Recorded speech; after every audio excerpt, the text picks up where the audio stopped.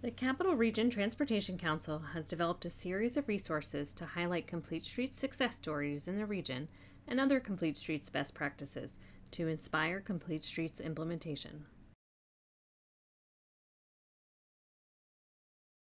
I am Chris Wallen. I'm the city engineer for the city of Schenectady. Can you tell us a little bit about where we are? Sure. We are in downtown Schenectady, right off of State Street, Route 5, about 2 blocks from the Proctor's Theater, which is our theater district, our 400 block, which a lot of people know. I'm in front of City Hall, right here, historic City Hall, on the corner of J Street and Liberty Street. And can you tell us a little bit about the project, how it got started? Sure. This project was part of the Pedestrian Safety Action Plan initiative by New York State in 2016. The PSAP initiative was designed to improve intersections, both signalized and unsignalized, in New York State communities using low-cost systematic treatments. So why we're here is that this area that we're standing in is kind of what we used to call the donut hole of the city of Schenectady. To my left, you have State Street, Route 5 that we talked about. To my right, we have Union Street. Both of these are primary commercial corridors. However, City Hall, which is in the middle, was an area that was kind of forgotten about as we went forward. But it is a connecting point between the two. The city of Schenectady was identified as a focus community by New York State, which meant that New York State did an analysis of pedestrian accidents and issues and identified certain cities in the state, and that would be set aside funding of the PSAP program, so that even when we applied, we would have a reserve fund. So all we had to do was identify some areas. We identified these intersections because they were in between the two corridors that I mentioned previously, and they needed upgrades as the signals had antiquated push buttons, crosswalks, and accommodations. So can you talk a little bit about what was done next with this project and a little bit more about the project itself? Sure. So once we identified the area, we tried to do the project as a bundle or a cluster to try to get some efficiencies with it. So what we did is we did the intersection that's behind me. We did the intersection 1 block over, the intersection 1 block up from that. We also did an intersection up the hill, down the hill, and then an intersection in our historic Stockade district. So overall, we did, I believe, 6 intersections in the city of Schenectady to improve them, all within the sight lines of where I'm standing now.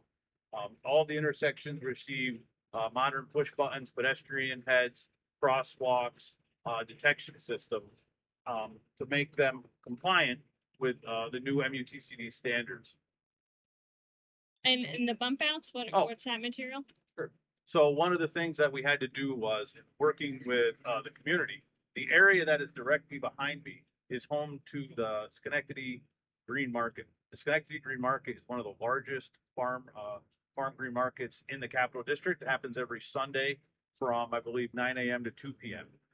Our original plan involved using bump outs to lessen the distance between the crosswalks. However, the bump outs would preclude the use of the area for the trucks and the vendors to use as they pull in for every Sunday market. So we came up with a idea to use this material, which is called the thermoplastic XD.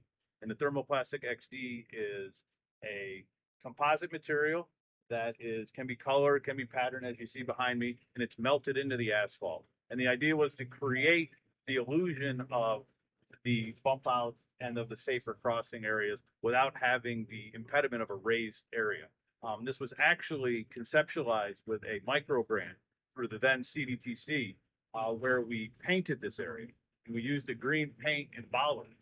We had the whole area painted with bollards, and it was a real success for a small project. We left it up for approximately, I think, 4 months. Took it down in the winter, but that kind of laid the groundwork for what this project is. And so now, while it doesn't offer pedestrians the full protection that a raised curbed area would, we saw it as a compromise to being able to provide pedestrian enhancement that wasn't here and be able to accommodate the farmer, the green market. Can you tell us a little bit about any partnerships that you had as part of this project? Yep. So one of the partnerships that we had with this project was with the Metroplex Development Authority. Working with the Metroplex Development Authority, we worked on the signal that we have right here and transforming J Street between City Hall and Union Street from a one-way street to a two-way street to increase vehicular circulation in the downtown area. And with that, they were able to put up some financial share of revenue so that we could increase the signal. One of the caveats with the PSAP program was that it would cover systematic treatments for the improvements to the intersections, but not all improvements. So certain areas of the signal that needed to be improved more hardware wise and software wise then needed to be paid through a local share. So the city did put up some of that funding, and Metroplex put up some of that funding.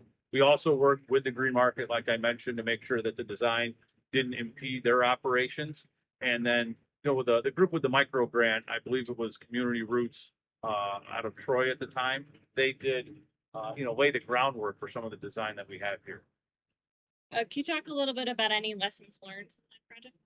Sure. So one of the biggest lessons learned that we had was had to do with supply line and making sure materials are in. So while we were doing this project, it is a quite an older project. The grant was put in 2017. The project was started during COVID, but because of the COVID shortages, we had a hard time getting signal equipment.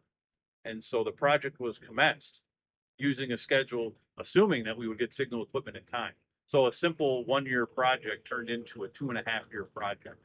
I don't know if we could have waited, but in retrospect, I would have liked to. This is a downtown community. There's lots of pedestrians here, a lot of eyes on it, right? We try to keep the area clean for proctor shows, for seasons, for night activities. We don't want to promote any kind of petty vandalism where people are picking up rocks from, Crusher Run and throwing them at windows and things like that. And we had a lot of bumps in the road while we were going through a transition for a year, waiting for new signal poles to come while leaving the old signal poles up. Did a lot of temporary asphalt, a lot of temporary concrete, and waiting. Similarly, we had to wait for electrical components. So even when we got some of the signal components, we were waiting on electrical components.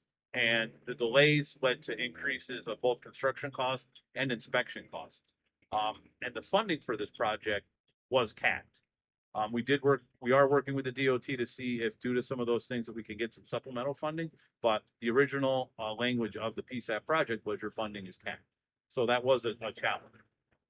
Thank you for watching this video. For more information about the work done by the Capital Region Transportation Council or assistance with complete streets, please email info@capitalmpo.org.